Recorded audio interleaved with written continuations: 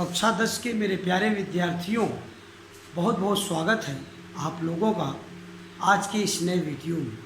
मेरे प्यारे विद्यार्थी, लगातार हमारी चर्चा पुनरावृत्ति पर चल रही है। जैसा कि आप जानते हैं, आप लगातार वीडियो देख रहे हैं। देखने के बाद कमेंट बॉक्स में अपना नाम, क्लास और सेक्शन लिख रहे हैं। ये बात हमें बहुत अच्छी लग रही है और ये आवश्यक भी है। क्यों?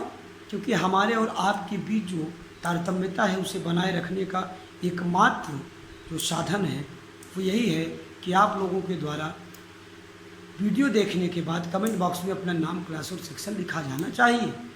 यही हमारे लिए फीडबैक का काम करता है। हम और परिश्रम के साथ आप अपने प्यारे बच्चों के लिए काम कर रहे हैं। तो प्यारे विद्यार्थियों, आइए चर्चा शुरू करते हैं। देखते हैं आज क्या है हमारे लिए। यहाँ देख सकते हैं कक्षा 10 विषय हिंदी भाषा और हिंदी भाषा में पाठ वाक्य भेद। वाक्य भेद में आप पुनरावृत्ति है। अब आप सोच सकते हैं कि वाक्य भेद की पुनरावृत्ति तो सर करा चुके हैं। मेरे प्यारे विद्यार्थियों, वाक्य भेद की पुनरावृत्ति के लिए हमें 2 वीडियो बनाना पड़ा ताकि हमारे प्यारे प्यारे अच्छे नन्हे छोटे छोटे बच्चों को किसी भी तरह की कोई समस्या न हो सके। आज हम पुनरावृत्ति वाक्य भेद जो कि रचना के आधार पर, यहाँ लिखा हुआ है रचना के आधार पर, ये आप देख सकते यहाँ पर एरो बना है। तो वाक्य भेद की चर्चा हम कर रहे हैं। पुनरावृत्ति पार्ट 2 है, लेकिन किसके आधार पर? रचना के आधार पर वाक्य भेद की पुनरावृत्ति भाग 2 की चर्चा आज हम कर रहे हैं। चर्चा हम शुरू करें। भाग 2 की अध्ययन अध्यापन का कार्य प्रारंभ हो, इसके पूर्व हम भाग 1 पर थोड़ी सी चर्चा आपसे करना चाहते हैं।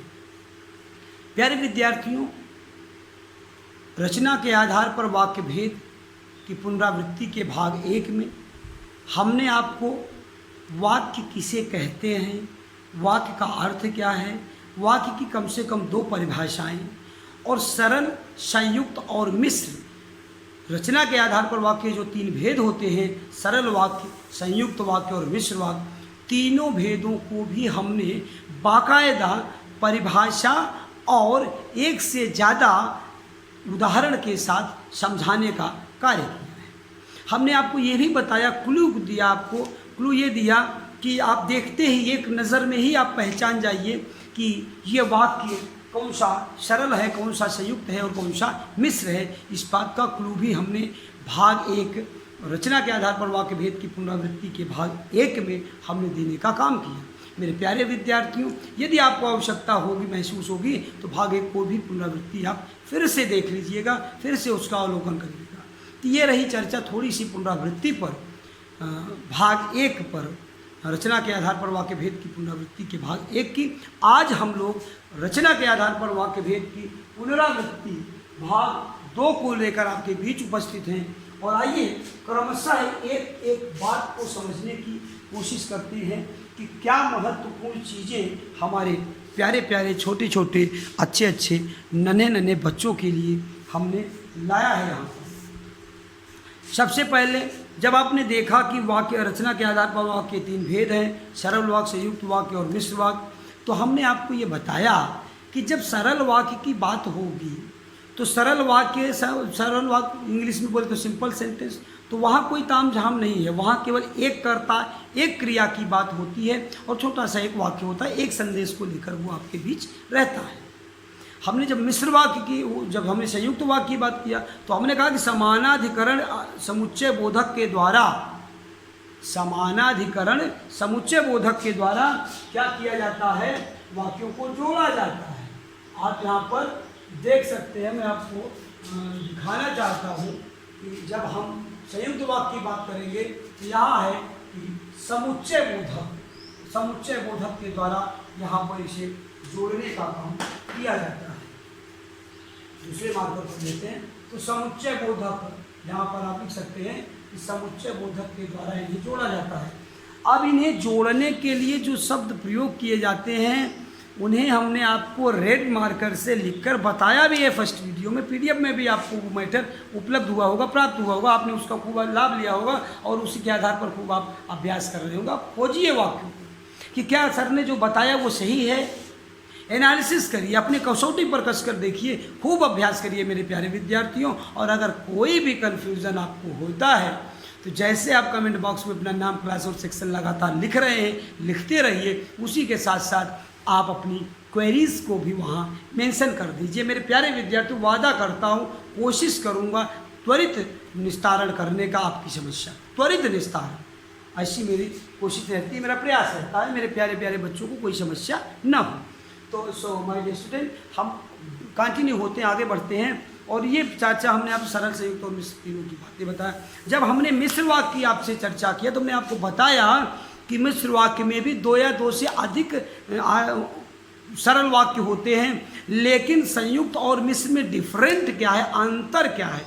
भाई संयुक्त में भी 2 या 2 से अधिक सरल वाक्य होते हैं, मिश्र में भी 2 या 2 से अधिक सरल वाक्य होते हैं। भाई पहचानेंगे कैसे? तो पहचानना ऐसे है कि संयुक्त को जो जोड़ते हैं वो समुच्चय बोधक कहलाते हैं, लेकिन जब मिश्र की या मिश्रित वाक्य की बात होती है तो वहाँ पर एक प्रधान उपवाक्य होता है और अन्य आश्रित उपवाक्य होते हैं। कहाँ? मिश्र या मिश्रित वाक्य में एक प्रधान उपवाक्य और अन्य आश्रित उपवाक्य, जबकि संयुक्त में क्या होता है, 2 के दोनों या 2 से अधिक जो भी उपवाक्य होते हैं सबके सब स्वतंत्र सत्ता के होते हैं, उनका अपना अलग महत्व होता है, वो किसी पर आश्रित नहीं होते, वहाँ कोई प्रधान नहीं होता, वहाँ कोई गौड़ नहीं होता, कोई वहाँ प्रधान उपवाक्य नहीं होता, कोई आश्रित उपवाक्य नहीं होता।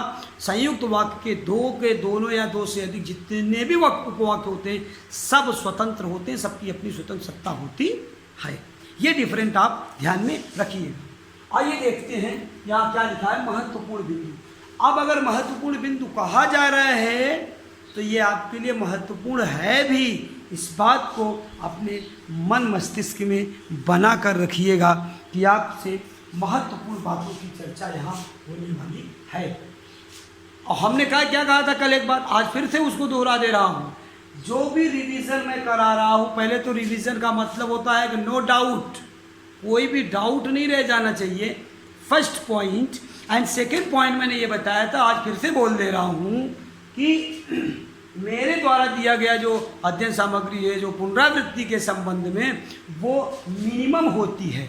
मैक्सिमम मैं कहाँ पर देता हूँ, जब सिंपल सेंटेंस जब उसको स्टडी होती रहती है। आपने देखा होगा इसी वाक्य को, इसी रचना के आधार पर वाक्यभेद को हमने 4 वीडियो में 5 वीडियो में पूरा करने का काम किया। यूट्यूब चैनल पर आप जाके देख सकते हैं।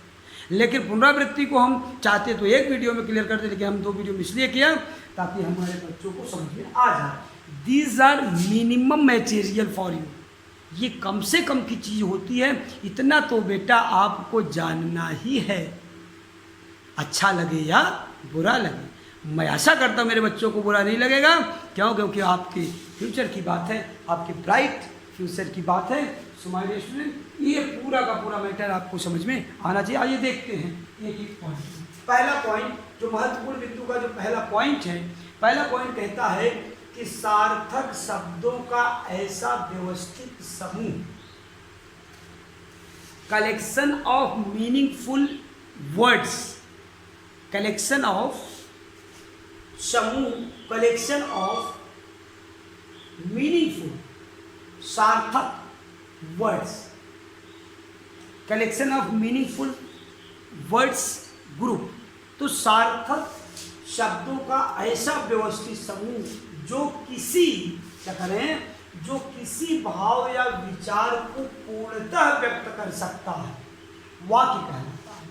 कह रहे जो किसी भाव या विचार, किसी माने ऐसा थोड़ी है कि पाए चाहे जो भाव, जिस भाव या विचार से वक्ता अपनी बात को कह रहा है, बोलने वाला जिस भाव या विचार से अपनी बात बोल रहा है, वो भाव और विचार पूरी रूप से पूर्णतः व्यक्त कर सकता है, तो वही वाक्य कहलाता है। ये वाक्य की परिभाषा है महत्वपूर्ण बिंदु में। सबसे पहला पॉइंट हमने आपको देने का काम किया।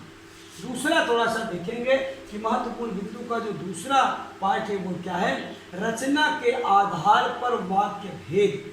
अब बोलो रचना के आधार पर वाक्य कितने भेद हैं, उनका महत्वपूर्ण बिंदु क्या है, उनका शॉर्टकट पॉइंट क्या है, वो मैं आपको बताने की कोशिश यहाँ करता हूँ।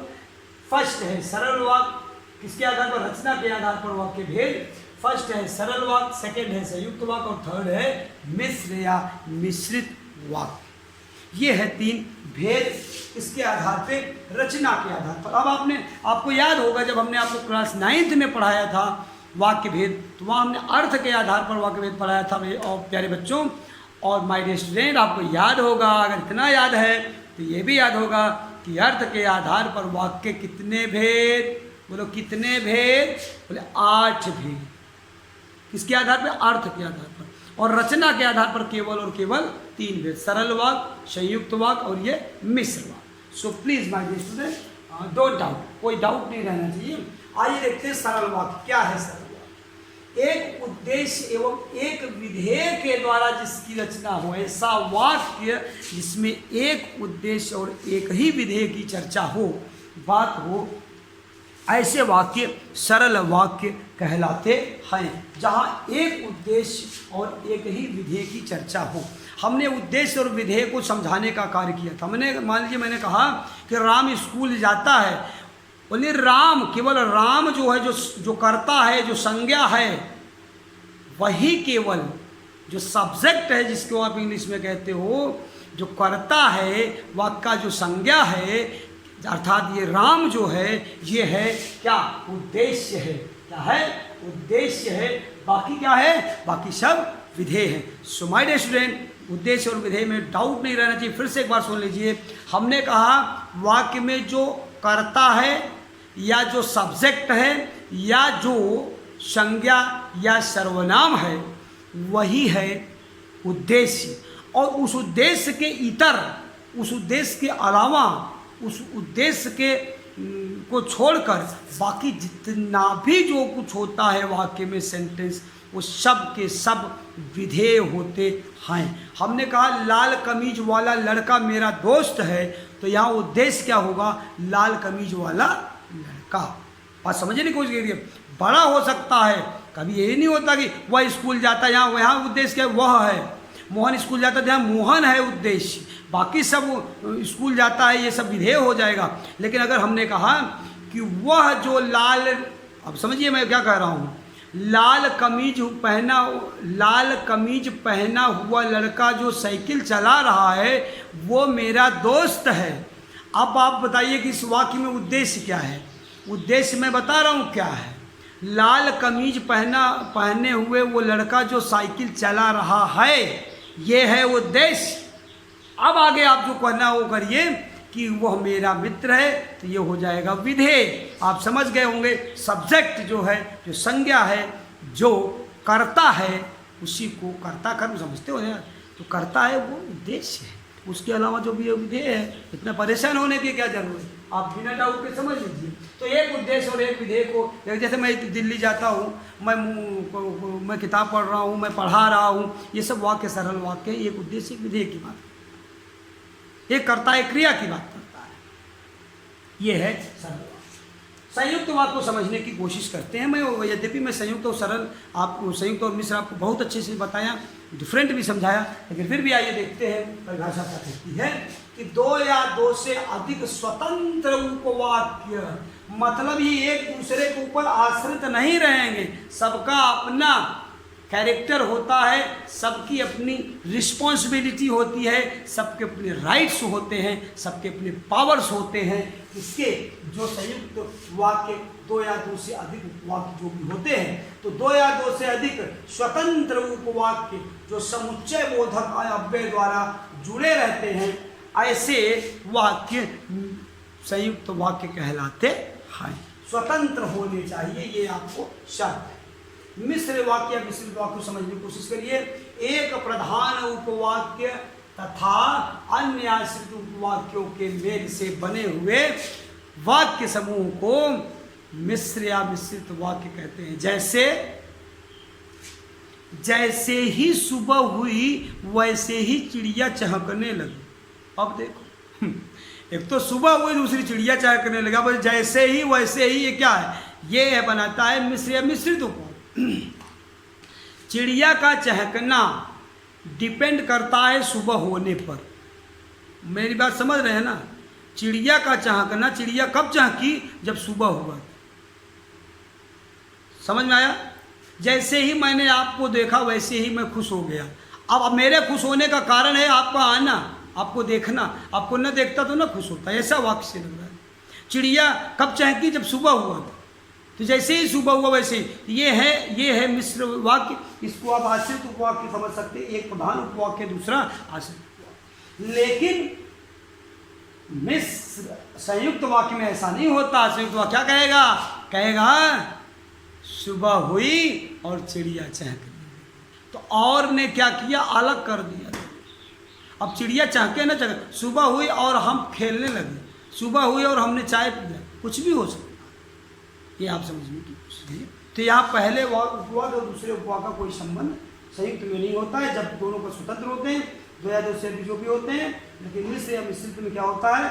एक प्रधान उपवाद होता है, बाकी अन्य जितने भी होते हैं उसी पर डिपेंड करते हैं, उसी पर आश्रित रहते हैं। तीसरा जो पॉइंट है, इस महत्वपूर्ण बिंदु का जो तीसरा पॉइंट है, आप इसको देख सकते हैं।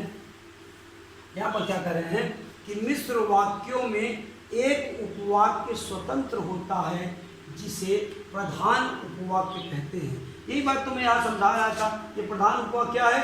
ये है मिश्र वाक्यों में एक उपवाक्य स्वतंत्र होता है, वो एकदम से स्वतंत्र होता है। जैसे ही सुबह हुई तो तभी कुछ होगा, तो सुबह हो, तो जिसे प्रधान उपवाक्य कहते हैं। बाकी जितने उनको आश्रित उपवाक्य कहते हैं, उनका नाम नहीं है तो मैं यहाँ बता दिया, ये आश्रित उपवाक्य।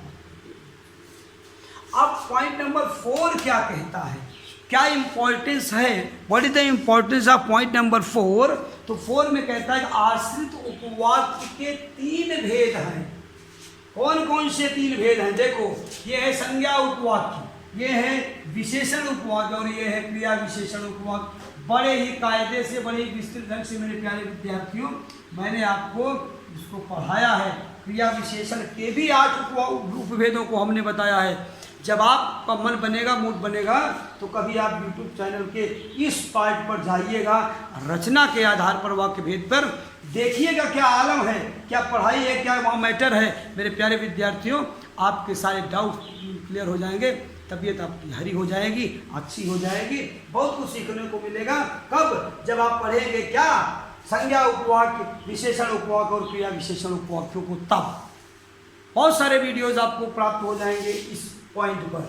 5वां बिंदु जो कहता है वो कहता है कि एक वाक्य को दूसरे प्रकार के वाक्य में परिवर्तित करना, मतलब सरल को संयुक्त में या संयुक्त को सरल में, मिश्र को संयुक्त में या मिश्र को सरल में, इस तरह से ट्रांसफॉर्मेशन जो करते हैं, उस ट्रांसफॉर्मेशन को, उस बदलने के स्वरूप को रूपांतरण या रचनांतरण कहा जाता है। रूपांतरण या रचनांतर, रचना का अंतरण माने अंतर या रूप का अंतर, तो रूपांतरण या रचनांतरण कहते हैं किसे? जब मिश्र वाक्य को आपने संयुक्त बना दिया, उसको संयुक्त को सरल बना दिया, तब इसको। एग्जामिनेशन में 2 प्रकार के प्रश्न आते हैं, मैंने पहले बताया, आज भी बता दे रहा हूँ। पहले तो कहेगा कि निम्नलिखित वाक्यों को पहचान कर उनका भेद लिखिए, इतना ही बोला है। अब आप ये मत सोचिए कि साहब अर्थ के आधार पर या रचना के आधार पर बोला ही नहीं। भाई 10th में हो तो अर्थ के आधार पर बात ही नहीं करना है, 10th में हो तो केवल रचना के आधार 3 ही भेद आपको जानना है। आपके क्लास 10th का जो जीवन है 1 साल का, उस जीवन में आपको केवल ये जानना है कि वाक्य भेद अगर पूछा कि निम्नलिखित वाक्यों में को पहचान कर वाक्य भेद बताइए, तो फिर आप जान लीजिएगा आपको 3 ही भेद पढ़ रहे हो। भैया 9th में पढ़े थे 8 भेद अर्थ के आधार पर, आप रचना के आधार पर पढ़ रहे हो, डाउट नहीं रहना चाहिए। पहला क्वेश्चन। दूसरे प्रकार का क्वेश्चन कैसे पूछेगा? सरल वाक्य देगा और कहेगा निम्नलिखित वाक्यों को निर्देशानुसार परिवर्तित कीजिए। तो पहला सरल वाक्य जैसे कैसे, तो जैसे मैंने यहाँ लिखा हुआ है, क्या लिखा है? एक वाक्य को, ये अपनी उदाहरण देखिए, उदाहरण यहाँ लिखा है, बाजार जाकर वह मेरे लिए फल लाया। तो यह है सरल वाक्य। ये कौन सा वाक्य है? सरल वाक्य है। बाजार जाकर वो मेरे लिए फल लाया। जैसे ही वह बाजार गया वैसे ही मेरे लिए फल लाया, कि ये तो मिश्रित हो जाता। लेकिन यहाँ संयुक्त क्या कह रहा है कि बाजार जाकर वो मेरे लिए फल लाया। अब ये ब्रैकेट में जो संयुक्त लिखा है, आप ये नहीं सोचिएगा साहब ये वाक्य संयुक्त है, ये वाक्य सरल है, ये सरल वाक्य है। बाजार जाकर वह मेरे लिए फल लाया, इसको बनाना, ट्रांसफॉर्मेशन इसका करना है संयुक्त में। कैसे कहेगा? निर्देशानुसार वाक्यों को परिवर्तित कीजिए। तो यही है निर्देश। संयुक्त दे दिया ब्रैकेट में, ये हो गया आपके लिए निर्देश। बदलिए, वह बाजार गया और मेरे लिए, माय डियर स्टूडेंट, ये बात आप समझने की कोशिश करो। मेरे लिए फल लाया कि और जो है ये समुच्चय बोधक है, और समुच्चय बोधक अगर वाक्य के बीच में लग जाए तो वो हो जाता है संयुक्त वाक्य। ये रही मेरी चर्चा, ये रही मेरी बात आज आपके लिए। प्यारे विद्यार्थियों, मैं समझ सकता हूँ, मैं आशा कर सकता हूँ, अपेक्षा रखता हूँ अपने प्यारे प्यारे नन्हे नन्हे आप जैसे होनहार देश के अच्छे अच्छे सिपाहियों से कि आप खूब परिश्रम घर पे कर रहे हो। हमारे द्वारा बहाए गए पसीने, हमारे द्वारा किए गए परिश्रम का पूरा पूरा लाभ हमारे बच्चे ले रहे हैं। इससे बड़ी खुशी हमें क्या हो सकती है। कमेंट बॉक्स में लगातार अपना नाम क्लास सेक्शन लिखते रहिए। और आइए देखते हैं गृह कार्य क्या है आपके लिए। पहला गृह कार्य कहता है कि महत्वपूर्ण बिंदुओं को लिखकर याद करें।